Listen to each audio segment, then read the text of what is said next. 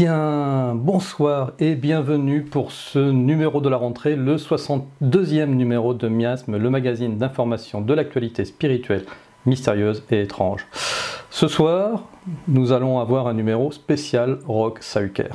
Et pour m'accompagner dans ce numéro spécial, Silvano Trotta. Bonsoir Silvano. Salut Antoine, salut tout le monde. Bon, j'espère que tes vacances furent bonnes et t'ont bien reboosté en énergie. Ah, les vacances sont toujours superbes. Ah bien, tant mieux, parce que cette année, on redémarre sur les chapeaux de roue. On va vraiment faire une année très dense, avec de plus en plus d'émissions. Alors, d'ailleurs, je vais faire un petit récapitulatif pour ceux qui n'auraient pas suivi tous les épisodes de cet été. Donc, vous savez, Miasme TV, c'est une partie d'émissions qui sont produites, on va dire, avec des intervenants divers et des chroniqueurs, donc tels que l'édition hebdo d'aujourd'hui, tels que Rencontre hors du commun, l'art dans tous ses états. D'ailleurs, il y avait un épisode avec Charlie Chaplin et Elisabeth de Caligny ce week-end, j'espère que vous ne l'avez pas manqué. Et Miasme TV, c'est aussi la partie Tipeee, c'est-à-dire que jusqu'au mois de juillet, les émissions produites et coproduites par les tipeurs grâce aux dons des tipeurs étaient réservées aux tipeurs et on mettait en ligne on va dire une sorte de teaser d'une dizaine de minutes. Alors on a décidé de changer tout ça et on a donc ouvert toutes les émissions de Tipeee au public. Donc c'est pour ça que cet été on vous a remis toutes ces émissions et si vous les avez loupées, vous pouvez les retrouver sur la chaîne YouTube de Miasme TV ou sur le site miasme.com. Mais malgré tout, on a quand même besoin de vous, on a quand même besoin de vos dons. Alors, je ne vais pas faire, on va dire, ma pleurnicheuse à chaque fois pour en parler. Voilà, j'en parle une fois pour toutes, pour que vous compreniez bien qu'une web TV, ça coûte de l'argent. Voilà. Moi, ça m'a à peu près coûté, quasi 5 000 € depuis qu'on a commencé. Là, je viens de faire l'acquisition d'un nouveau PC pour faire du montage, etc. Ça coûte de l'argent aux intervenants réguliers qui n'ont rien à vendre, ils n'ont pas de livre à vendre, donc ils sont là juste pour pouvoir partager leurs connaissances. Et donc la moitié des dons des tipeurs, on les reverse aux intervenants. Donc voilà, c'est pour ça qu'on a vraiment besoin de vous. C'est un petit peu comme les dons du cœur, vous savez, ce qui serait bien quand on va au cinéma, c'est pas payer à l'entrée, mais payer à la sortie. Bon ben voilà, c'est un peu le même principe pour les émissions de Tipeee. Et donc voilà, on vous a donc préparé pour la rentrée de nouveaux intervenants sur Tipeee. Il va y avoir Lilios qui va avoir sa propre émission qui va s'appeler Le premier jour après la fin du monde. Vous allez voir, c'est une émission qui va vraiment pousser loin la réflexion sur l'utopie d'un nouveau monde. Il y a Aurore aussi qui va nous créer des petites bulles d'aurore. Là, j'ai reçu sa première bulle, vous allez voir, c'est un délice. On a déjà ceux qui étaient présents, Margaret, Pam, où on va parler d'ufologie avec un spécialiste. On a aussi les frères Cazotte, Pascal et Magali, qui nous invitent sur les arcanes, les mystères de l'histoire, de la gnose, etc. Michel Genovese aussi qui nous présente des enquêtes ultra lucides, on va dire. Voilà, est-ce que j'en ai oublié, Silvano? Je sais pas, moi, Antoine. Par contre, moi, ce que je voulais préciser, c'est que je suis intervenant bénévole de Miasme TV. C'est ça, depuis le début. Depuis le début. Voilà. Et tu continues. Oui, ça va faire un monde ennemi comme ça pour pas qu'il y ait des gens qui disent ouais, Silvano il touche des sous. Hein. Voilà. Et sinon, on continue donc ce mois-ci, au mois de septembre, avec les rencontres hors du commun. On est en train de vous en préparer un certain nombre assez exceptionnels. Là, par exemple, nous avons tourné ce week-end une aventure sur les crânes de cristal. Vous allez voir, cette émission, c'est un délice. Elle est en montage. On a rencontré aussi un docteur qui va vous parler, vous faire la relation entre les groupes sanguins et le comportement et voir les problèmes émotionnels, etc. Qu'est-ce qu'on a prévu d'autre? Spécial vaccin, Antoine, spécial vaccin. Le spécial vaccin, voilà, qui va être tourné à la fin du mois avec Philippe Gendroc et puis des personnes du corps médical, voilà. Et enfin, on va aussi mettre en place une nouvelle émission qui s'appelle Au cœur d'X-Files, qui sera une émission mensuelle où, avec une bande de chroniqueurs, on va ausculter des épisodes d'X-Files, savoir comment les scénaristes à l'époque en sont venus à créer cet épisode, sur quelle base de vérité est-ce qu'ils sont partis, et aujourd'hui, est-ce qu'on a pu avancer sur ces éléments. Et d'ailleurs, si vous êtes passionné d'X-Files, et puis si vous avez envie de participer à l'aventure, voilà, vous pouvez, il y a encore de la place.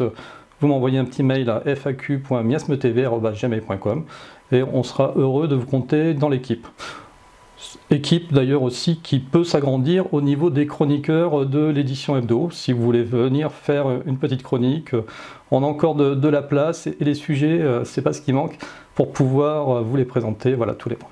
Donc, je vais m'arrêter là sur on va dire le programme de la rentrée. Si vous voulez en savoir plus, un site www.miasme.com, rubrique news, voilà, et là vous allez avoir tout l'agenda, et puis sinon sur la chaîne YouTube, voilà.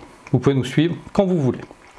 Voilà, bon, j'espère que j'ai pas été trop long, Sylvano, parce que toi, par contre, tu as aussi beaucoup de choses à nous dire. Qu'est-ce qui s'est passé pendant cet été? D'ailleurs, l'été a commencé, alors que toi, ça y est, tu partais en vacances par le faux événement de la momie du Pérou. Ah oui, je suis parti en vacances en te disant que j'en pouvais plus, moi, des momies péruviennes. Je crois que je me suis fait pas mal insulter sur YouTube là-dessus. Bon, ben voilà, on est le 1er septembre.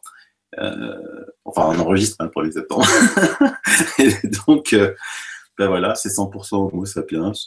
Rien de neuf à l'horizon, on n'entend plus. Il part en vacances. Donc, mais tu sais, quelque part, c'est un truc qui m'intéresse absolument plus. Donc, je ne vais même plus polémiquer dessus parce que c'est de l'énergie négative qui se dégage pour rien, pour que dalle. Donc, tiens, si tu veux savoir ce qui s'est passé cet été sur UAT, eh ben, justement, on a, nous, un sujet exceptionnel sur de l'ADN soi-disant alien, hein, puisque on a juste répertorié le cas qui s'est passé il y a, mon cher Antoine, 25 ans. 25 ans, tu vois? Oui, alors je t'avouerai que c'est un cas qui est vraiment très peu connu, même moi je suis passé à côté de ce cas-là. Est-ce que tu peux nous en dire un petit peu plus? Oui, c'est le cas du polyabducté Peter Khoury. C'est un garçon qui est d'origine libanaise et qui a immigré en Australie en 1973. Hein, et qui a été suivi par le très sérieux ufologue australien Bill Scholke. Donc en fait, qu'est-ce qui s'est passé? Déjà, lui, quand il n'avait que 7 ans, en 1971, au Liban, il jouait avec des amis sur une terrasse en haut d'un immeuble et tout d'un coup, il a vu un objet de forme ovoïde au-dessus et ses amis étaient paralysés, tu vois, vraiment paralysés. Et lui, par contre, il ne sait pas s'il était lui aussi paralysé, mais il voyait quand même la scène, parce qu'à 7 ans, tu ne peux jamais décrire ce que tu ressens et ce que tu fais. Mais ensuite, bon, tout le monde s'est remis d'aplomb et ils ont continué à jouer, les petits-enfants. Mais ils n'ont aucune notion s'ils ont perdu du temps ou pas. Mais bien plus tard, en 1988, il se réveilla dans son lit. Là, il était déjà en Australie. Et lui, il était complètement paralysé. Par contre, là, il le savait, parce qu'il était déjà plus grand. Et il y avait plusieurs créatures tout autour de lui. L'une de ces créatures avait la peau jaune avec de grands yeux noirs qui lui enfonça une aiguille dans la tête et il perdit connaissance. Et à son réveil, il trouva dans les pièces voisines ses frères, puisque c'était une fratrie de 7 frères et sœurs, en état de semi-léthargie. Et là, ils se sont aperçus qu'il manquait 2 heures. Mais c'est le 23 juillet 1992 que va se produire l'inimaginable. Alors, je ne vais pas rentrer dans les détails, mais on va dire qu'il s'est réveillé en plein jour et il y avait 2 femmes nues dans sa chambre, une très grande blonde, un peu plus d'1,80 m, et une de type asiatique. Et ben, comme c'est souvent le cas dans ces histoires, il fut violé par la blonde. Donc, croyez pas que c'est un truc agréable. Et puis après, il a récupéré 2 cheveux de cette blonde et les a mis dans un petit bocal. Ensuite, il vécut plusieurs phénomènes de poltergeist. Donc les phénomènes de poltergeist, c'est-à-dire que quand il était dans la maison, il entendait quelqu'un marcher alors qu'il n'y avait personne, et il entendait des bruits alors qu'il n'y avait personne. Et puis John Mack, le célèbre John Mack dont je vous ai déjà parlé, était venu en Australie. Et donc lui, comme il était intéressé, il a été le voir un petit peu dans ce qu'il disait, parce que John Mack, a quand même été le premier à s'intéresser aux abductés. Et en même temps, évidemment, Bill Scholker, le célèbre ufologue australien, était venu à cette conférence. Et donc, lui, il en a profité pour dire, ben voilà ce qui m'est arrivé, vous y croyez pas, moi je vous donne l'échantillon. Bon, l'échantillon. Donc John, comme c'est un spécialiste, c'est un psychiatre d'origine, qui avait l'habitude d'hypnose régressive, et il en a profité pour lui soumettre des hypnoses régressives. Et comme d'habitude, dans ce cas d'hypnose, qu'est-ce qu'on voit? On voit des scènes de vaisseaux, d'expériences sur des humains. De vous à moi, c'est des souvenirs totalement implantés, ça. Mais bon. Et en 1998, Bill Shulker réussit à convaincre des biochimistes d'entreprendre des analyses ADN sur les 2 cheveux. Et là, on tombe sur le docteur Carey B. Mullis, et on apprend plus tard que lui-même a été abducté. C'est peut-être pour ça qu'il a été d'accord pour faire ce genre d'analyse. Et pour vous dire à quel point c'est sérieux, il reçut le prix Nobel de chimie en 1993, justement sur une technique de séquençage mitochondrial de l'ADN. Donc il utilisa sa propre invention pour faire des analyses. Et il trouva que l'ADN était d'un type chinois ou mongol. Alors le fait de trouver un ADN asiatique dans un cheveu d'une femme blonde, et le cheveu blond est déjà anormal, mais en plus, en analysant la racine même du cheveu, celui-ci se révéla d'origine gaélique. Or, 2 origines totalement différentes ne peuvent se trouver dans les mitochondries, qui, elles, n'acceptent que un ADN. Depuis, ces examens ont montré que l'échantillon ne possède pas les 2 gènes qui contrôlent la production de la fameuse protéine CCR5. Alors, c'est un peu un nom barbare, et j'y peux rien, moi.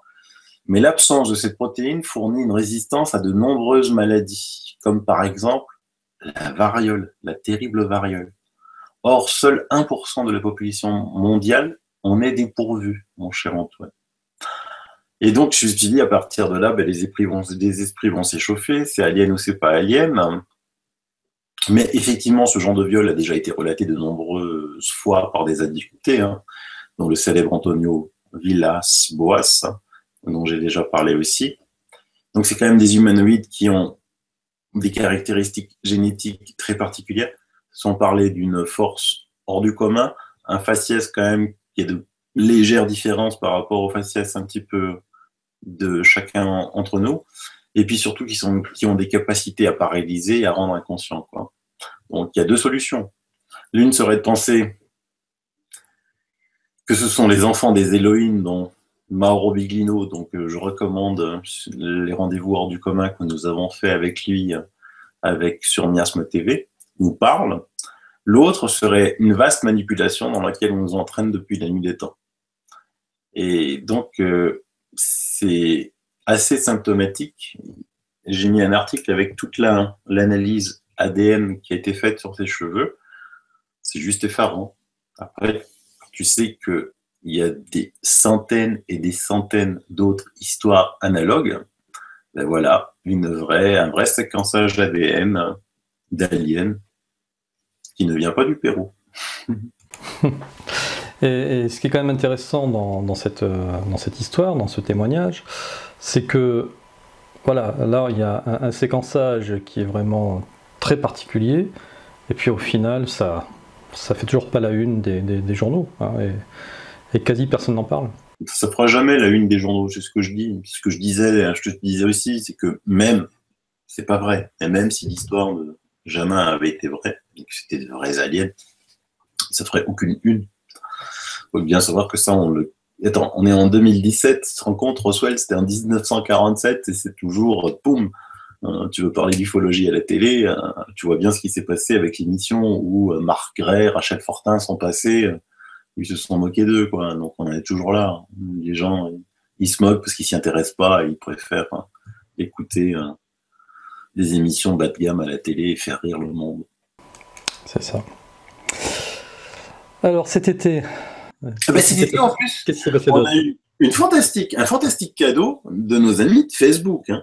Parce que Facebook nous a donné des statistiques de groupe. Tout d'un coup, un jour, on a dit, bah voilà, Facebook vous met à votre disposition, les administrateurs, des insights, donc des statistiques où vous pouvez voir. Donc maintenant, à partir de maintenant, tous les mois, donc je l'ai fait là tout récemment, j'édite les statistiques du groupe, parce que tu sais que quand UAT était monté rapidement de quasi rien à 10 000 abonnés. Oui, on t'a accusé d'acheter des faux profils chinois pour booster ton groupe. Voilà, des faux profils chinois. Et sauf que, voilà, avec les statistiques de groupe, c'est fini ça, parce que le groupe qui achète, je ne dis pas, pourquoi pas, tu peux aussi acheter des faux profils chinois, c'est tout à fait possible.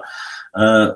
Seulement là, dans les statistiques, il y a tout, il y a le nombre de publications, il n'y a pas que ça, hein. Il y a le nombre de commentaires, le nombre de likes, le nombre de réactions. Là, tu t'aperçois que UAT, c'est juste assez hallucinant parce que tu vois que donc sur les 15 000 qu'on vient de dépasser, membres, il y en a à peu près 10 000 actifs. Alors actifs, ça veut dire quoi? Ça veut dire des gens qui réagissent, qui commentent. Moi, j'ai précisé moi-même que dans mon entourage à moi, j'avais une douzaine d'amis qui, avec qui je discute très fréquemment, mais en live, des articles du UAT. Que j'ai jamais vu liker, que j'ai jamais vu commenter. Et donc, quand j'ai mis ça, que j'en avais 12, effectivement, il y en a déjà 2-3 qui ont dit, bah oui, moi aussi, j'ai jamais commenté, j'ose pas. Il y a des gens qui n'osent pas. Donc, ils lisent, mais ils n'osent pas. Et donc, il y en a quand même 10 000 sur 15 000 qui eux, osent. Donc, déjà, c'est pas les petits Chinois qu'on achète qui peuvent faire ça. Et puis, le nombre de publications, de commentaires est juste hallucinant, quoi. Hein. C'est-à-dire qu'en moyenne, il y a quand même plus de 30 publications. Il y a je ne sais plus combien de commentaires par jour. Ça pulse, ça va dans tous les sens. Et donc, je pense que j'ai été le premier groupe à publier ces statistiques et j'invite tous les autres à faire de même. On rigole bien. Voilà, Antoine. Pour voir où sont les Chinois. Ok. Alors, sinon, est-ce qu'il y a eu d'autres événements marquants pendant cet été? Oui, j'ai profité de cet été déjà pour présenter un petit peu des gens formidables qui n'étaient pas connus en France. Et ça, je trouve ça regrettable parce qu'il y a quand même un énorme gap, mais tu peux pas savoir entre l'ufologie dans d'autres pays, l'ufologie française, parce qu'uniquement en France, on ne traduit pas beaucoup d'auteurs. Donc, déjà, rien que pour te donner un exemple, j'ai présenté Anne Druffel. Anne Druffel, c'est juste quelqu'un d'exceptionnel, quoi. Une américaine, il y a zéro. J'ai même eu du mal à trouver un tout petit article français sur Anne Druffel. C'est une chercheuse de vérité américaine qui a enquêté sur près de 2000 cas d'abductés, mais non seulement enquêté en allant les interroger, mais en plus en les combinant avec des enquêtes terrain, un petit peu comme mon ami Corrado Malanga. Donc c'est une vraie professionnelle qui est confrontée maintenant depuis une dizaine d'années face aux abductés et qui s'est rendu compte, comme de nombreux autres scientifiques, que sans doute les extraterrestres supposés nous enlever n'étaient peut-être pas aussi extraterrestres que cela. Elle a commencé à établir des liens entre les abductions que l'on nous relate depuis les années 60, avec ce qui se passait avant, chez les Nordiques par exemple, avec les Farfadets, les fées, les autres gnomes, ou chez les Arabes, avec les djinns, sans parler de notre Europe et des procès de l'Inquisition. On a beaucoup plus de témoignages sur les djinns car la culture arabique a été plus ouverte que la catholique. Les djinns ont la faculté de changer de forme, devenir invisibles, et ils ont toujours eu la capacité de présenter des technologies supérieures à l'époque où ils apparaissaient. Et elle a pu noter dans ses nombreuses recherches que ces créatures qui nous enlevaient apparaissaient en fonction de la culture et des croyances des pays. Et que lorsque ces croyances se sont progressivement estompées, qui est apparu? Les fameux petits gris. Pour elle, ce sont des créatures qui vivent toutes proches de nous, dans un autre espace-temps, qui ne peuvent se matérialiser que très peu de temps dans la nôtre, hein. Ce qui prouverait pourquoi, en 2017, on n'a toujours pas une photo, une vidéo très nette d'un ovni. Ils effectuent leur abduction sur les humains qui sont dans un état modifié de conscience, exactement comme dans une séance d'hypnose.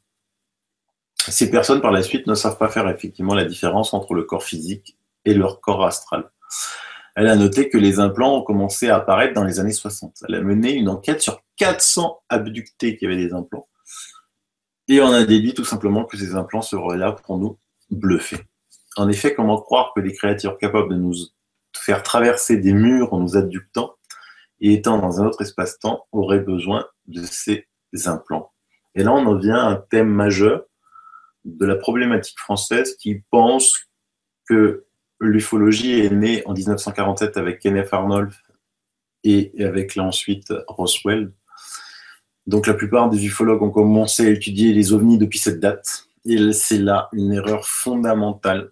Car en étudiant l'histoire, ce que j'ai fait tout cet été à la plage, on va découvrir des phénomènes bien plus inquiétants et bien plus mystérieux que tout ce qui s'est passé depuis 1947. De plus, c'est là que c'est extraordinaire, les documents que l'on va trouver dans les siècles passés sont excellemment documentés, pour la plupart avec des analyses précises de scientifiques de l'époque. Alors, il ne faut pas croire que les scientifiques de l'époque, c'était des couillons, hein, parce que sinon, quand on parle de Vinci, de Newton, de Descartes, tous ces gens-là, c'était loin d'être des couillons.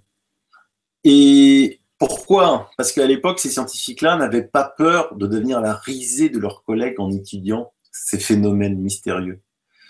Je vous donne un exemple, mais par exemple au XVIIe siècle, hein, donc on est en 1600, de nombreux documents rapportent non pas l'observation d'ovnis, bien sûr, hein, parce qu'à l'époque, si on montrait des ovnis à des humains, enfin, des soucoupes volantes, ils ne comprendraient pas, mais à l'époque, il y avait des armées. Et donc, il y avait quoi? Vous voyez quoi dans le ciel? Des armées fantômes, mon Antoine, à cheval, à pied, dans les airs, mais faisant le bruit d'une armée, ce qui effrayait les humains et les animaux. Tu vois, ça veut dire que ce n'était pas juste une hallucination. Je crois que Pascal Cazotte avait fait un très bon article là-dessus dans un ancien Top Secret, si je ne m'abuse. Alors, il faut que je le retrouve, parce que je ne l'ai pas lu, avec grande joie. Et à la fin, par exemple, du XXe siècle, on a de multiples observations dans les cieux de locomotives à vapeur, de cubes, de boules de feu, précédant les fameux Foo Fighters de la Seconde Guerre mondiale. Et donc, Anne Druffel, j'ai posté une vidéo qui est hélas en anglais, hein, donc j'ai mis la traduction en français. Mais c'est juste passionnant que quelqu'un comme ça ne soit pas traduit en français avec tout ce qu'elle a étudié. Et c'est là où le bas blesse sur l'ufologie française, c'est qu'on a oublié totalement d'étudier l'histoire. Comment expliquer des armées, tu voyais, tu te rends compte, tu es au XVIe siècle, là, tu es un fantassin, et puis tu vois des armées fantômes, des armées dans le ciel. Tu vois des effets fantômes, mais c'est pas fantôme parce qu'il y avait des bruits, tu vois. Ah oui, des armées holographiques, on va dire. Et après, donc j'en ai profité pour en présenter d'autres. J'ai représenté Jacques Vallée, parce que je pense que quand même, c'est quelqu'un, c'est l'ufologue français le plus représentatif de sa génération, quoi. On a beau dire tout ce qu'on veut sur Jacques Vallée, parce que j'entends des trucs assez horribles sur lui. Mais c'est quand même... J'ai mis une vidéo qui datait de 90, quoi, quand il était avec notre ami François Bourbeau au Québec. C'est 27 ans qui nous en séparent. 27 ans, Antoine, 27 ans. Et cette vidéo, j'aurais pas dit qu'elle était de 1990. Les gens, ils pensaient qu'elle était faite d'hier, quoi, sans, on va dire, l'apparence physique des costumes et tout ça. Et encore, dans ce qu'il dit, il est très, très en avance dans ce qu'on peut lire aujourd'hui dans nos nombreux groupes UFO sur Facebook. Et à partir de la 7e minute de cette vidéo, il dit qu'il s'est trompé, quoi. Qu'il pensait que lui, quand il a commencé à étudier le phénomène OVNI, C'était des êtres, c'était du tollet-boulon, c'était des êtres qui venaient d'ailleurs, et que pour lui maintenant, il s'est trompé. C'est pas du tollet-boulon. Et ils viennent pas d'ailleurs. Donc, c'est une grosse avancée. Dans la même gamme, j'ai présenté une astrophysicienne. Alors là, c'est du lourd. Une astrophysicienne italienne qui s'appelle Giuliana Conforto. Donc là, quand même, on touche quelque chose de fondamental parce que une astrophysicienne, même si Jacques Vallée était astrophysicien, elle dit, j'avais fait un petit peu une série avec Philippe Guillemant qui présentait la physique de la conscience, Jacques Vallée qui présentait donc la physique de l'information, et Giuliana, elle, présente la physique organique. D'accord? Et donc, elle dit que, n'oubliez pas que nous, en tant qu'astrophysicienne, je vous confirme que on ne voit que 5% de notre univers, hein, que 25% qu'on ne voit pas a été appelé matière noire et 70% énergie obscure. Et donc, Giuliana, en tant qu'astrophysicienne, va très loin. Elle pense que même sur Terre, on ne voit que 5% de la réalité. Elle pense que ce que les télescopes reflètent n'est pas la réalité. Pour elle, et de nombreux autres scientifiques qui osent moins s'afficher que elle, le centre de la Terre est occupé par un petit soleil de 1200 km de diamètre composé de 3 sphères en rotation. Et ce petit soleil projette donc sur les parois de notre grotte, et ces parois de notre grotte, c'est quoi? C'est la magnétosphère, c'est les ceintures de Van Allen, des quantités d'images qui ne sont en vérité que les ondes de la réalité. Et là, on en revient, ce que j'avais déjà fait chez toi, l'allégorie de la caverne de Platon, qu'on avait déjà montré. Et donc, ça fait réfléchir, parce que tu te dis, mais comment une astrophysicienne peut dire des choses pareilles et en revenir 2000 ans plus tard à l'allégorie de la caverne de Platon? C'est juste bluffant. Tout à fait. Et puis, si on reste en Italie, il y a beaucoup de films de science-fiction qui ont parlé des trous noirs et des trous de verre. Stargate, Interstellar, le fameux, j'adore Interstellar. Donc un trou de verre, c'est un terme anglais, c'est wormhole. En fait, on dit, voilà, c'est un phénomène de physique théorique qui a été suggéré en 1916 par le savant autrichien Ludwig Flamm et qui a été mis en équation par Albert Einstein et son élève Nathan Rosen pour devenir le pont d'Einstein-Rosen. La théorie est un peu complexe, mais en fait, l'effet est simple. Le trou de verre est un raccourci entre un point et un autre dans l'univers. Il permettrait donc de voyager à n'importe quelle distance dans un état tout de même non instantané, il ne faut pas croire que hop, on y est, mais infiniment inférieur à celui qu'utiliserait la lumière dans un espace normal. En fait, pour expliquer un trou de verre, en gros, tu as une distance entre ce point-là et ce point-là qui est élevé. Un trou de verre, ce serait ça, et la traversée se ferait comme ça serait instantané. Voilà, c'est la courbure de l'espace-temps. Et néanmoins, quand on observe l'existence, donc on n'a jamais vu de trou de verre dans l'espace, mais néanmoins, quand on observe l'existence de structures comme les trous noirs, qui absorbent toute l'énergie d'un système, on se dit, attends, il la renvoie où, cette énergie? Parce que nous, on ne la voit pas, ce renvoi. Et donc, c'est en pratique une violation du principe de conservation de l'énergie.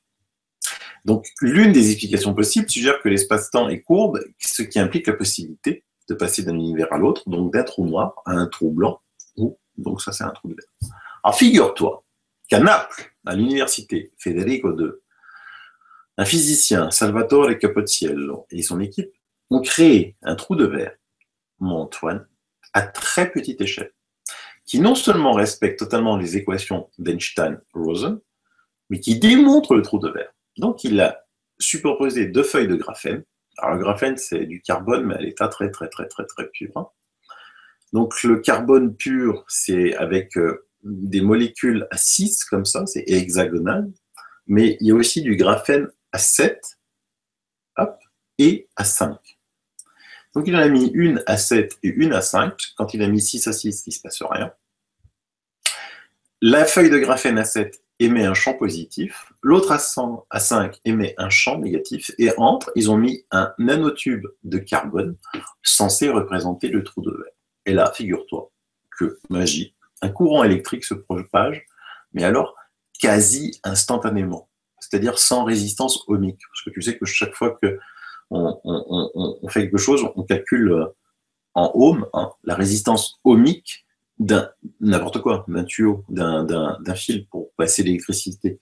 Plus ces résistances ohmiques est forte, plus tu as besoin d'ampérage pour pouvoir faire passer l'électricité. Plus cette résistance ohmique est faible, et moins tu en as besoin. Et là, celle-ci, elle est nulle. Donc c'est en fait le supraconducteur parfait. C'est-à-dire qu'il n'y a aucune déperdition dessus. Donc c'est un modèle de tunnel spatio-temporel qui a été construit avec du graphène. Et donc ce physicien italien, Salvatore Cavazzino, a démontré que dans un petit modèle, plus petit qu'un cheveu, hein, il a démontré que ce pont d'Einstein-Rosen est concevable. Et donc tous les calculs sont disponibles pour les mathématiciens sur le site arxiv.org, où tous les physiciens publient là-dessus avant d'aller dans des grandes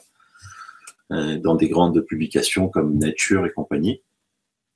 Et donc c'est juste fantastique de se dire qu'on a déjà construit un trou de verre en laboratoire. Alors maintenant, ils veulent le faire en modèle beaucoup plus grand.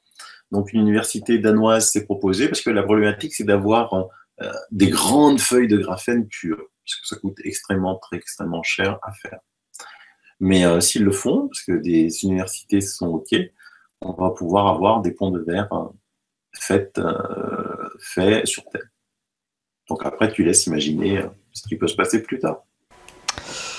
Soit le début de la fin, hein, soit effectivement une nouvelle avancée de l'humanité vers la conquête de l'espace, par exemple. Et puis après, arrivé le mois d'août, mon Antoine, et là je me suis un petit peu fâché, là, parce que commençait de nouveau à avoir des publications partout sur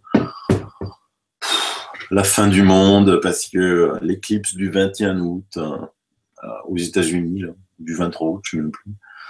Et donc, je dis, c'est pas possible, quoi. Tu mettais Facebook, tu lisais soit des publications apocalyptiques. Donc je dis, mais dans ce cas-là, vous allez voir, moi je vais publier le lendemain de l'éclipse, je vais faire ma chronique. Donc notez ces publications apocalyptiques et radiez vos lectures, quoi. Radiez les gens qui racontent ce genre de conneries. Elles ne sont là que pour nourrir un égrégore du mal. Mais j'ai aussi lu des publications positives, annonçant le changement de paradigme, une montée vibrationnelle, le passage en 5D. Ils n'en pouvaient plus dans les groupes New Age. Là.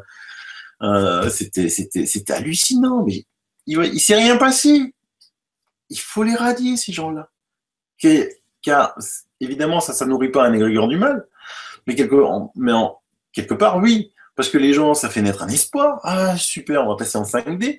Il se passe rien le lendemain, ils sont obligés de retourner au métro, boulot ou dodo. Et finalement, ça crée peut-être plus de dégâts encore que les premières.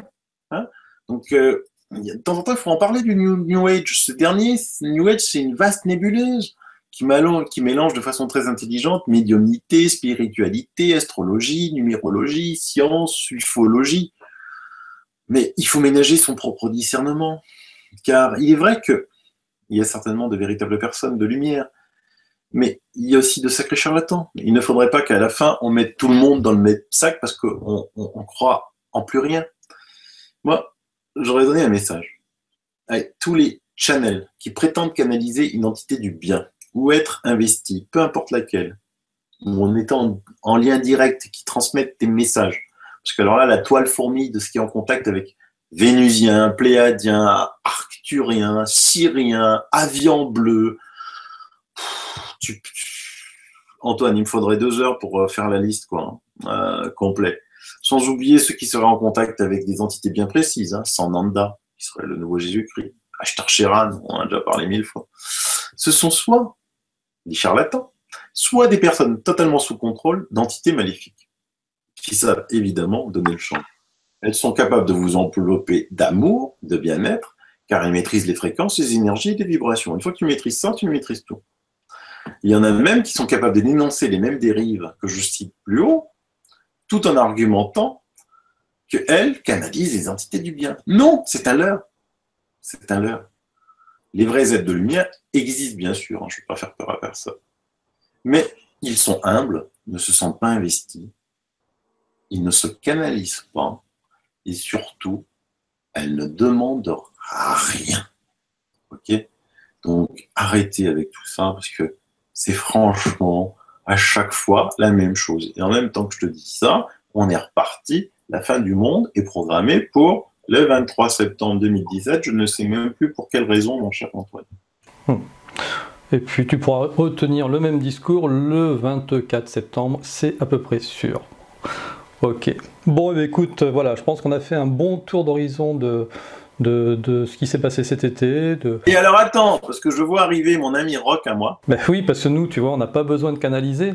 Hein, non, ça arrive direct. On va savoir si Rock est là. Mais alors comme il est là, je vais faire deux petites news qui va adorer mon ami Rock. On va quand même le saluer. Salut Rock. Ça fait plaisir de vous voir après cette trêve de l'été. Mais oui, mais toi, on t'a suivi partout. Hein. On t'a vu avec Thomas Pesquet. On t'a vu. Ah, vous m'avez vu, d'accord. Et alors, tu sais, Rock, Thomas, il est passé sur le journal de 20h de TF1. Ah oui? Ah oui. Alors, comme il ne peut pas faire de conneries, comme il ne peut pas, de toute façon, ouvrir la bouche sans dire une connerie, cette fois-ci, il en a dit une bonne. Il a dit, on a l'ISS, mais un jour, pourquoi pas dépasser l'orbite basse terrestre et aller plus loin? Oui, enfin, oui. Ouais, c'est intéressant. Voilà. Donc, bon. Et puis alors, après, un petit clin d'œil aussi à Rock. J'ai mon ami Mauro Biglino qui faisait une conférence, il parlait de la NASA.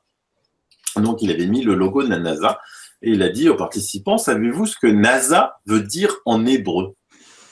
Alors, les gens ont dit non. Alors, il fait Nasha, en hébreu, ça devait dire porter au-dessus, soulever. Et en faisant ça, il a mis sur le mot un petit point, parce qu'en hébreu, on met des points aussi. Hein. Il a dit, mais si on change un simple point sur le mot, on le déplace de cette lettre-là à cette lettre-là, cela veut dire tromper, illusionner, se moquer de vous. Et il conclut, vous savez que la NASA a été bâtie par les scientifiques nazis lors de la Seconde Guerre mondiale, qui ont été transférés aux États-Unis, car ils étaient bien plus en avance que les Américains. La NASA a donc été édifiée par eux, donc comprenez ce qu'il y a à comprendre. C'est juste géant. Okay. C'est des histoires de linguistes, ça. C'est des histoires de linguistes. Mais juste pour te dire que tu déplaces. Ce qu'il voulait dire, Mauro, c'est que, évidemment, il y avait plein dans ces scientifiques, allemands, nazis, il y avait plein qui étaient d'origine juive, parce que les Allemands, évidemment, ils n'ont pas éradiqué tous les juifs, les intelligents qui pouvaient leur servir, ils ont été chez eux. Et il y a plein de juifs allemands qui ont édifié la NASA via l'opération Paperclip. Donc, va savoir si c'était pas un petit clin d'œil en disant, tiens, comment on va nommer cette nouvelle entité, tu vois? Et après, on en revient à la vérité sur la conquête spatiale avec Von Braun, avec Disney. Et puis là, il faut regarder de nouveau la vidéo de Rock sur le sujet. Et tu as l'air en pleine forme, Rock. Merci, oui. Ça va bien. Prêt à redémarrer pour une nouvelle saison de folie. De recherche. De recherche, de folie. L'air de la salle, t'as redonné des couleurs, moi je trouve. Je passe de très bons moments en ce moment. Et je rencontre beaucoup de monde et je vis énormément d'expériences, toutes plus enrichissantes et en même temps étranges les unes que les autres. Donc c'est un moment assez fort dans ma vie. Eh ben, c'est tant mieux. Ouais. Alors, Rock, donc si on t'a fait venir ce soir, c'est effectivement pour avoir de tes nouvelles, pour faire un point sur le numéro 92 de Top Secret qui est paru il y a déjà un mois, mais vous avez encore un mois pour vous le procurer avant le nouveau numéro, le 93, qui sortira fin septembre. Et on y reviendra dessus, hein, parce que dedans, il y a encore des articles passionnants et un fait sur lequel j'aimerais qu'on revienne tout à l'heure, qui t'est arrivé, cette histoire avec le fameux Tony. Mais je parlais là juste un instant de la SALS. Donc tu y as été en conférence la semaine dernière, c'est ça? Et une partie de la conférence a été filmée. Alors, elle sera diffusée sur Internet, mais alors c'est une association qui est chapeautée par trois amis, Émilie, Marc et Sylvain. Et donc, il n'y aura qu'un thriller de la vidéo. C'est-à-dire que la vidéo, il y aura une vingtaine de minutes de la vidéo qui seront disponibles sur Internet, sur YouTube. Et ensuite, il faut bien que… c'est quand même toute une organisation, cette association, ces rencontres de la salle qui ont lieu tout l'été. Et je crois savoir que donc, pour faire vivre l'association, qui est quand même… qui a besoin d'un minimum de sous, je pense que le reste des 2 heures de conférence, ou 2 ou 3 heures de conférence, seront payantes. Mais en tout cas, ouais, c'était une conférence vraiment, vraiment sympa, intéressante. Les gens étaient bienveillants, il y avait une bonne ambiance, bien chaleureuse, il y avait beaucoup de monde. C'était axé, le thème, tu l'avais axé, ta conférence, tu l'avais axé autour de quel thème? Des os arrangés pour tourner en rond dans la matrice. Donc, on a parlé de pas mal de sujets. On a évidemment parlé de la NASA, évidemment. On a parlé également des dinosaures, etc. Enfin, de toutes ces choses-là, et puis de plein d'autres choses. C'était assez intéressant. J'ai notamment expliqué, là, en public, pour la première fois, ma rencontre avec Thomas Pesquet. La fameuse photo de cet été. Voilà, celle qui m'a valu tant de… qui a quand même fait le buzz, qui a créé pas mal de surprises, et puis aussi qui a permis à certains de me reprocher d'avoir serré la main de l'astronaute, qui m'ont également suspecté d'être un agent de l'ombre ou un Illuminati, etc.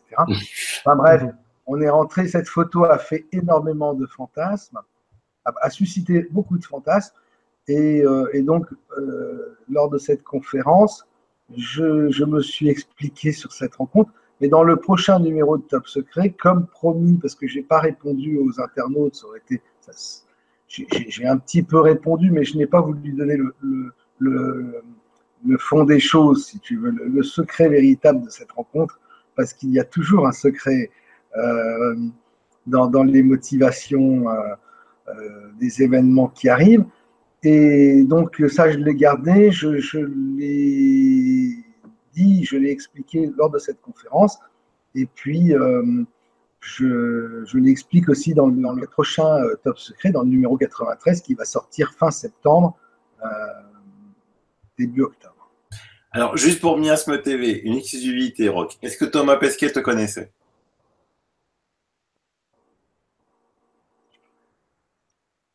Alors, tu veux dire, est-ce qu'il me connaissait de quelle façon? Est-ce qu'il avait déjà entendu parler de toi? Est-ce qu'il a déjà lu un numéro de Top Secret? Est-ce qu'il savait qui tu étais? Alors, donc ça, c'est pas une… Tiens, on fait un peu monter le suspense, là, tu sais, c'est le petit côté… Non, je pense qu'il devait me connaître, puisque quand même, c'est quand même l'astronaute des réseaux sociaux, et il a fait quelques interventions sur la problématique des gens qui ne croient pas en l'ISS, ou des gens qui remettent en question la structure de la Terre, le fait que la Terre soit ronde, etc. Enfin bref. Donc, c'est un gars qui a été sensibilisé sur Internet à toutes ces questions-là. Il est français, et j'imagine que, connaissant cette problématique, même s'il ne la connaît pas à travers mes vidéos, mais peut-être à travers d'autres choses, j'imagine qu'il y a forcément un internaute à un moment qui lui a dit « mais vous savez, Top Secret, etc. etc. » Après, voilà, depuis 6 mois, il est revenu sur Terre depuis le mois de juin, pardon. Et après, il était à Baïkonour, à Cologne, ensuite à Houston. Et à Houston, il a suivi une batterie de tests, etc. il avait peut-être d'autres chats à fouetter que de se souvenir de mon nom et du nom de mon magazine. Quand je me suis présenté à lui, je me suis présenté en disant qui j'étais et de quel organe de presse j'émanais. Mais alors moi, par contre, je vais te dire un truc. Quand j'ai vu ta photo en selfie avec Thomas Pesquet, je t'ai vu toi, naturel, souriant, heureux. Mais alors lui, je l'ai senti très contracté. Et à mon avis, il sait très bien qui tu es. En tout cas, c'était une belle, tu sais, c'était, comme diraient certains internautes, une quenelle cosmique, tu vois. C'est ça, ouais. C'est clair que quand il a vu, après la poignée de main, cette dame qui nous mitraillait, c'est vrai qu'il était assez surpris, assez étonné. Non, mais il n'a pas pu passer à côté de cette vidéo où toi-même tu es dans l'ISS en train de fumer une clope, les cheveux issus. Je pense que quelqu'un lui a peut-être envoyé ça. Non, je pense qu'il a surtout pas pu rater la vérité cachée de la conquête spatiale, à mon avis, parce que là, elle a plus de 500 000 vues, et puis je pense que quand tu t'appelles Thomas Pesquet, tu l'as forcément vu, quoi.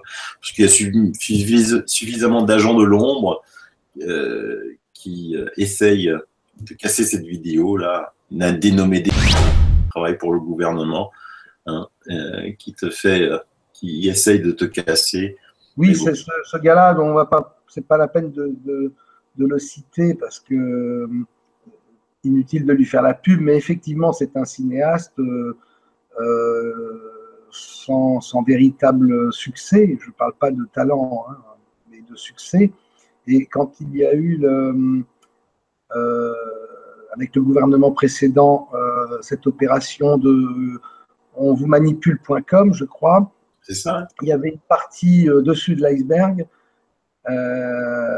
avec donc quelques vedettes de YouTube qui se sont affichées, etc., pour s'adresser aux jeunes et puis aux moins jeunes et leur expliquer tout ça.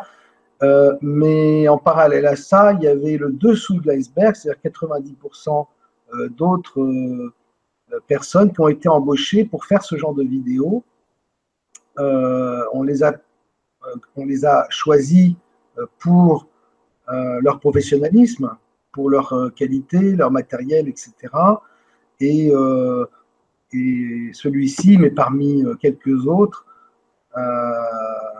c'est un petit peu acharné sur mes vidéos, à démontrer à chaque fois des contradictions dans la vidéo. Mais ce que ces gens-là ne comprennent pas, c'est que moi, je fais ces vidéos avec l'esprit, si tu veux. Je suis dans l'esprit, je suis pas particulièrement dans les faits. Ce que j'essaie de faire transparaître, c'est l'esprit du mensonge, cette espèce de nectar, de substance qui se renifle. Alors, en plus, ce qu'il faut savoir, c'est que quand ils se sont intéressés à mes vidéos et quand ils ont commencé à faire ce travail, il y a quelques mois qui s'étaient écoulés.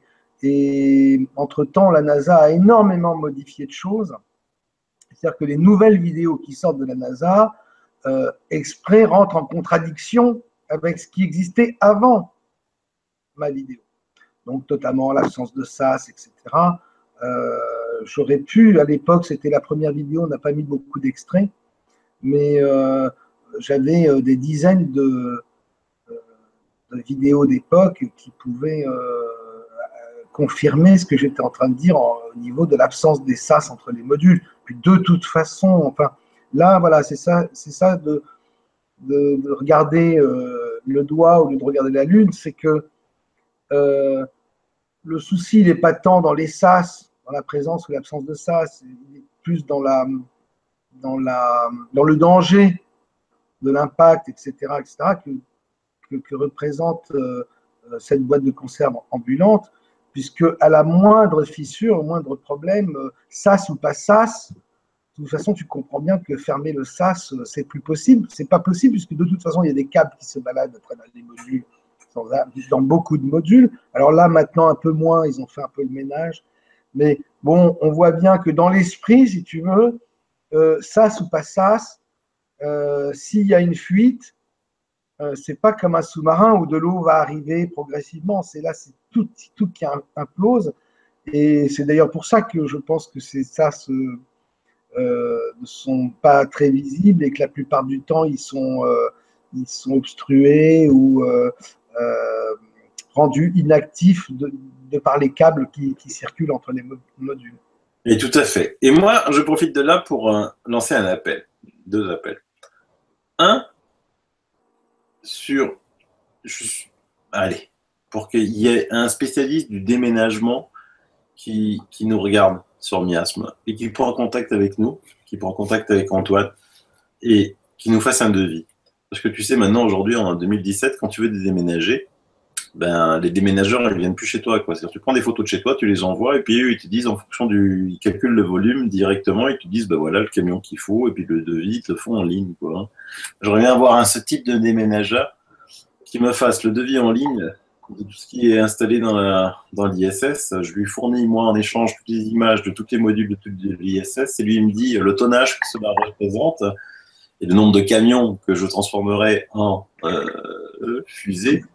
Et après, j'irai voir sur les sites, en fonction des départs de fusée pour l'ISS, pour ravitailler l'ISS, pour construire l'ISS, si ça correspond. Parce que quand je regarde des vidéos de l'ISS, je me suis dit, putain, mais comment ils ont emmené tout ce bazar là en haut, quoi. Mais ils ont de tout, quoi. Ils ont rien avec les appareils photo, mais c'est juste un van énorme d'appareils photo. Quand tu vois tous les ordinateurs, les installations qu'il y a, tu dis, mais attends.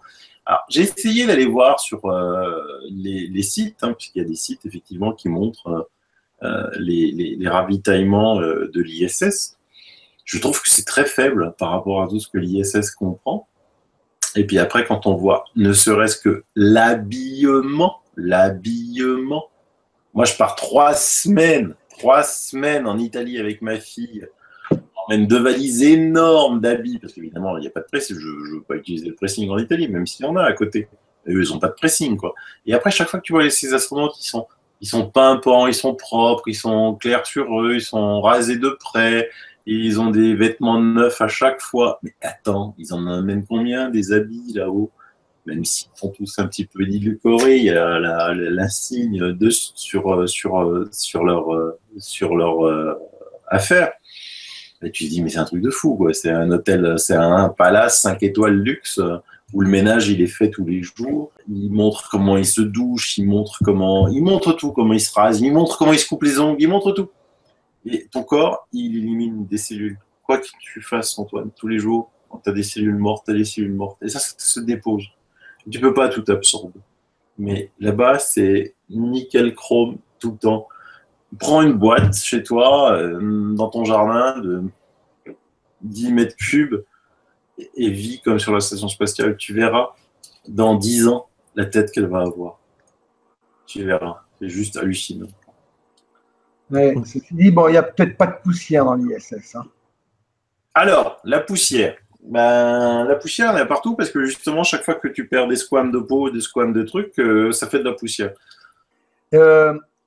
Bon, pour revenir à l'ISS, il y a eu pas mal d'objections à ce que je disais tout à l'heure, c'est que les vidéos ont énormément évolué en l'espace d'un an.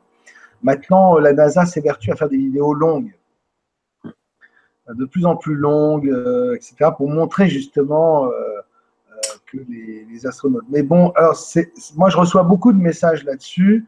Les vidéos sont longues, comment expliquez-vous, etc. Mais bon, on a vu aussi au cinéma des scènes, notamment le film Life, où les astronautes du film sont en apesanteur pendant tout le premier plan, qui est un plan séquence qui dure à peu près 10 minutes, etc.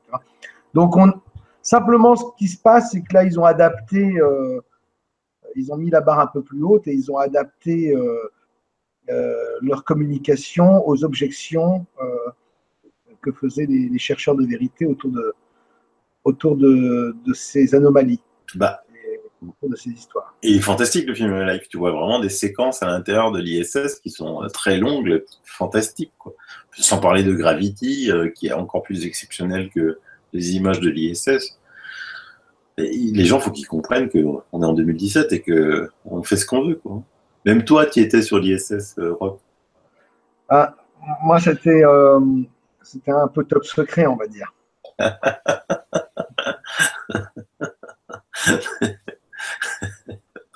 Et par contre, malgré qu'ils font des images très longues, ils se trompent quand même, quoi. Parce que les tromperies, là, on l'a vu avec l'édito que j'avais fait, grâce à toi, hein, Rock, parce que tu m'avais dit que quelqu'un t'avait envoyé des photos des connexions entre les photos que Thomas Pesquet envoyait et ce que Google Earth donnait, quoi. Ouais. Ah bah oui, bah, j'ai trouvé, j'ai publié. Ah bah oui, monsieur Thomas C'est Pesquet. effrayant, ça. Ah bah oui, il donne les mêmes photos que Google Earth, quoi. C'est-à-dire le même angle. Alors évidemment, édulcoré, amélioré, avec de la 3D, on nettoie l'image. Mais ce que je dis à tout le monde, c'est que prends une photo d'un paysage, donne ton appareil photo à un ami, à ta compagne, et dis-lui, tiens, prends-moi le photo de ce paysage. Et ensuite, on essaie de les superposer. C'est impossible que ça rentre dans les mêmes angles. Impossible. Mais lui, oui. Lui, il prend les mêmes angles que Google Earth. C'est un truc de fou. Ouais. C'est assez extraordinaire, surtout que Google Earth, je crois que c'est des photos de 14 km, 14 ou 40, et que l'ISS se trouve à 400. Et ce qui est fabuleux, c'est que c'est la même pixelisation. Les photos sont exactement la même définition à 400 km qu'à 14 et 40. C'est très troublant. Ça c'est un truc très troublant. Après, sur Gemini, je parlais aussi d'un truc avec Gemini. Il y aurait beaucoup à redire là-dessus, en fait. Mais il faut vraiment s'intéresser aux missions Gemini et aux peu d'images qui existent de ces sorties extravéhiculaires parce qu'il y a du lourd. On voit bien qu'il y a des choses. On est au début de la entre guillemets mystification, et il y a énormément d'erreurs ou de choses qu'on ne retrouve plus aujourd'hui, des comportements qui n'existent plus. C'est assez passionnant de regarder les vieilles images de la NASA, mais aussi celles de Skylab. Impressionnant. Skylab, j'ai l'impression d'être dans un film de science-fiction. Carrément. On avait fait un dossier dans Top Secret sur la sortie extravéhiculaire des Chinois à l'époque. C'était ce qui m'avait un peu donné un déclic à l'époque sur le mensonge de la conquête spatiale. Je me posais la question parce qu'il y avait tellement de maladresse dans ce document chinois sur cette première sortie extravéhiculaire, avec tout le commentaire seconde par seconde qui était sorti sur Internet une douzaine d'heures avant que la mission ait lieu. Ça, c'était assez fascinant. Et puis, ces gouttes, ces bulles d'air, on va dire, très visibles, qui sortaient, la Terre en arrière-plan avec les nuages qui se déplaçaient à une vitesse qui n'était pas cohérente. Bref, beaucoup d'incohérences. C'est normal, c'était leur première. Et même s'ils étaient conseillés, je suppose, par des gens plus expérimentés qu'eux, ils ont fait énormément d'erreurs. Et ce qui m'était apparu comme assez invraisemblable, c'est que la NASA ne dise rien. Enfin bon, c'était bizarre, quoi, comme si la Chine rentrait dans un club privé. Mais j'ignorais encore à l'époque qu'il s'agissait d'un club, on va dire, de prestidigitateur. En fait, ces vidéos viennent d'un photographe ultra professionnel qui s'est dit purée. Parce que Thomas Pesquet, à chaque fois qu'il mettait une photo, il indiquait avec il faisait son devoir, hein, quel objectif, quel appareil photo, la focale utilisée, tout. Puis il se dit putain, mais attends, c'est des trucs has-been, quoi. Moi, j'ai bien meilleur, quoi. Donc je vais essayer de photographier l'ISS. Donc malgré le fait que, évidemment, là, tu as une problématique, la Terre tourne, disant, de choper l'ISS, mais il a réussi à la choper l'ISS. Mais avec un appareil supérieur à celui de Thomas, il avait beaucoup moins, quoi. Il s'est dit, bon, ben, attends, comment il fait, lui, avec un appareil plus pourri que le mien, pour avoir des photos aussi fantastiques de la Terre? Donc, je vais aller comparer. Et puis, donc, évidemment, pour comparer, il a été sur Google Earth. Et c'est là qu'il a trouvé les mêmes photos. Donc, 1, 2, 3, 4, 5, 6, 7, 8, même angle, superposition complète, totale à 100%, avec évidemment une définition d'image plus importante encore pour PSK que Google Earth. Juste encore que. Il y a certaines photos, c'est exactement la même pixelisation. C'est ça qui est exact. Hein, et sans oublier, chaque fois que je faisais des chroniques chez Antoine, ben, des fois ils écouraient, quoi, hein, parce qu'il donnait par exemple des photos qui ne correspondaient ni à la météo, parce que moi, j'avais pas eu l'idée d'aller comparer par rapport à Google Earth. J'avais eu l'idée de comparer par rapport à la météo du jour où Thomas envoyait. Et souvent, ça correspondait pas, parce qu'il faisait un truc, une photo où normalement, tu devais un beau ciel bleu. Et moi, en météo, j'avais ce jour-là, donc qui était passé, c'était pas une prévision, des nuages. Je dis, putain, mais comment il fait Thomas? Il écarte les nuages. Lui, il est tellement puissant, il écarte les nuages.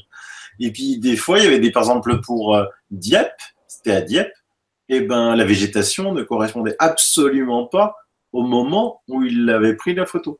Tu vois? Ouais, on en avait. Et puis après, le top du top, ça a été quand il est sorti dans l'espace, soi-disant, pour remplacer les batteries ion lithium. Et moi, en tant que chef d'entreprise, je reçois des cartons, avec des portables, hein, des simples portables, avec des batteries ion lithium, avec le warning, quoi. C'est-à-dire que en Allemagne, dans ces pays-là, quand tu fais du transport de systèmes où il y a des batteries ion lithium, il faut le mentionner dans le carton parce que le transporteur n'a pas le droit d'aller à certaines températures, n'a pas le droit de passer dans certains tunnels sans le... Donc j'ai des warnings, donc j'ai des autocollants sur les cartons que je reçois, batterie ion lithium, danger, blabla, risque d'explosion et tout. Ce qu'on entend partout, hein, les explosions des Galaxy Samsung dans les avions, les explosions des cigarettes électroniques parce que c'est des batteries ion lithium. Et lui, notre ami Thomas Pesquet, il installe des batteries hautement instables ion lithium sur un appareil qui passe de 2000 degrés quand il est au soleil à moins 150 degrés quand il est dans l'ombre. Ah, attends, ça explose de suite. On en avait déjà parlé de tout ça.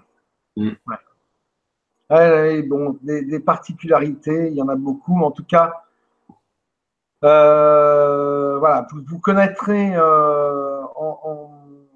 soit en regardant cette vidéo de mes amis de la SALS, encore que je salue ici parce que j'ai passé vraiment un super moment, un moment très très convivial, très agréable, que ce soit avec eux, mais également avec quelques amis que j'ai eu l'occasion de retrouver à cette occasion, et puis toutes les personnes du public qui étaient très chaleureuses. Voilà, donc soit en regardant cette vidéo et en soutenant cette association qui le mérite, l'association de la SALS, il y aura un trailer de la vidéo sur une vingtaine de minutes, et le reste sera sans doute payant, pas très cher, mais bon, un petit geste pour cette association, et ou soit en lisant mon article, l'article que j'ai rédigé là récemment pour le Top Secret 93. Et donc là, j'ai expliqué en long en large cette rencontre. Eh bien, super. Alors moi, ce que je vous propose, on va attaquer maintenant le numéro 92 de Top Secret, mais ce qu'on va faire, on va aller se rendre directement dans le monde selon Rock, voilà, qui sera consacré complètement au numéro 92. Et donc, du coup, eh bien voilà, je vous remercie tous les deux d'être passés pour l'ouverture de Miasme numéro 62, hein, c'est le miasme de la rentrée, donc avec un spécial Rock Soccer. Et pour tous ceux qui veulent suivre les aventures de Top Secret numéro 92, eh bien, je vous invite à nous retrouver dans l'autre émission qui s'appelle Le Monde selon Rock Soccer. Les amis, je vous fais de gros bisous, je vous dis à bientôt. À bientôt Antoine. Ciao, bisous Antoine.